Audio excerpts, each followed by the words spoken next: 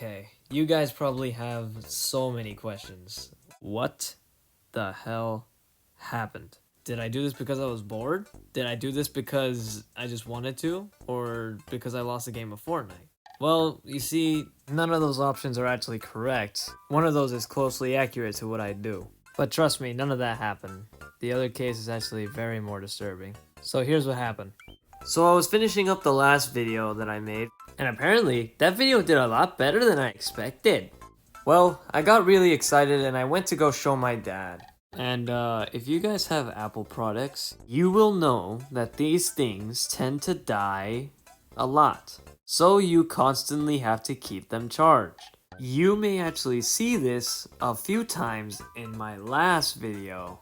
But how does this tie in with Lego Godzilla being absolutely obliterated?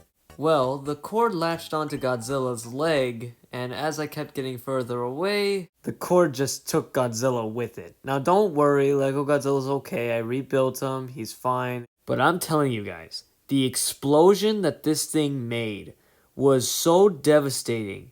It was sadder than -1. I'm not even joking, it was sadder than -1. Now believe me, Lego Godzilla has broken on me many times. From me trying to fix him, from me trying to build him, and also from me dropping him. But he has been broken before, but not like this. Just seeing how this thing exploded, like the legs came off. The body blew up to 3 different pieces. Another thing is that as I was trying to repair it, I could not tell which part went where. And after I was done and repaired the whole thing, I was left with this piece. How and why, I don't know. Anyways, that's enough about Lego Godzilla, and let's get into the real topic of the video. The monsterverse. Now, I don't think the monsterverse is actually considered an era. Unlike the Showa era, the Heisei era, and the Millennium era. However, I don't think that the monsterverse is considered an era. I know people will say it's a part of the Reiwa series, but personally, I don't think so. I think the monsterverse is its own little thing while the Reiwa is something else. The first MonsterVerse movie was Godzilla 2014, where we got a whole new design and a whole new roar, and we also got a whole new monster. Wow, actually I kinda like this monster. The main thing I want to talk about is the design. Okay, I'm not gonna trash on it too hard, I actually like this Godzilla design. Heck, the Lego Godzilla I built is based off of this design. There is one thing though, and it's Godzilla's feet. Back when I was younger, I didn't really mind it, but as I got older, they did kind of start looking like an elephant. And many people were telling me this, but at the time I just didn't want to listen. But now that I'm actually looking at it, they look like full-blown elephant feet. Besides that, that's the only thing wrong I really found with Godzilla. I mean, hey, it's better than the first American Godzilla. I'm glad that garbage died. Actually, I kind of like this one. Now, the Mutos, I have to say, are a pretty good monster. I don't care what you guys think about them, honestly. They're really good monsters. The male Muto is a lot smaller and can actually fly, unlike where the female Muto is a lot bigger and cannot fly. I mean, hey, when they were both fighting Godzilla, Godzilla was getting the crap beat out of him. Yeah, one died to a simple tail swipe, but the second kill makes up for all of that. The kiss of death.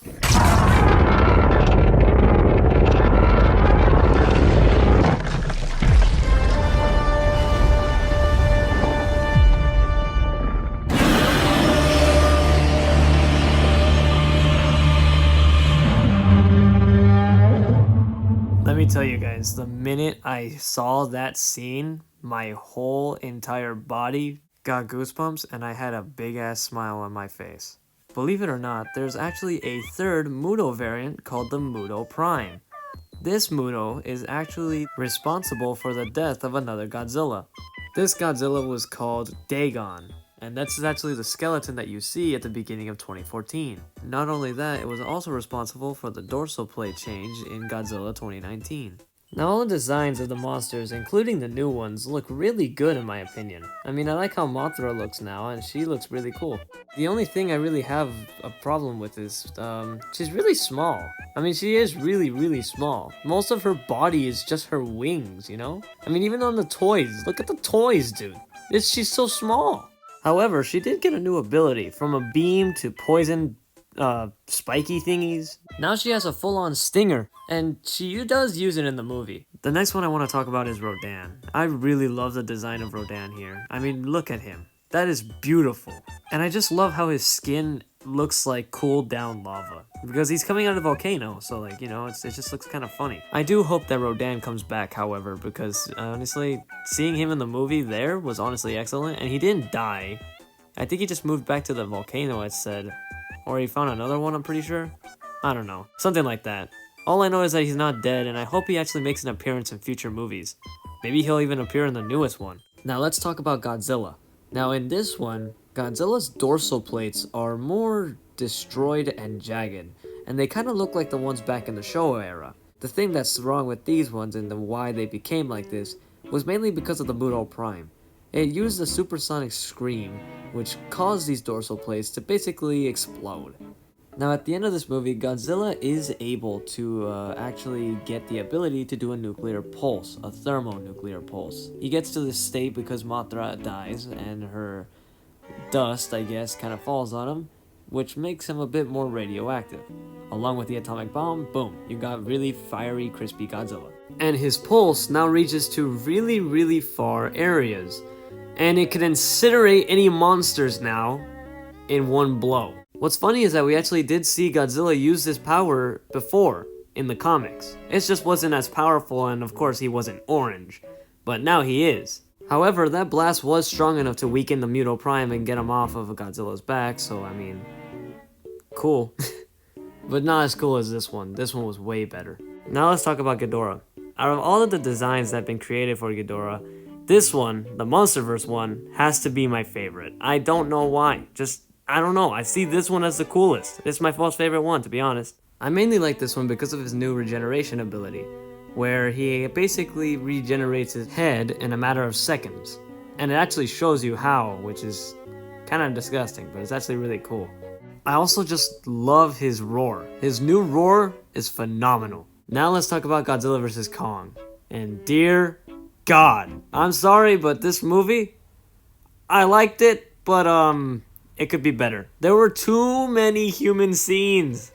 Why? The main thing that Toho did was that they would balance the monsters and the human screen time. But now, it's more humans than monsters. Why? I don't know. I don't care about someone's backstory. I don't care about the child dying in San Francisco. I don't care about Gia. Where did Gia come from? Where the hell did she come from? I feel like Gia was only needed just so Kong could be able to speak. I really do not care about any of the human characters in these movies. Also, explain to me this. Why is Godzilla's head so goddamn small? That thing can fit in Kong's mouth. Why? There is another thing that I actually do have a problem with in the Monsterverse. They introduced Ghidorah, Mothra, Rodan, Mechagodzilla. Honestly, when they introduced Mechagodzilla, I was so happy.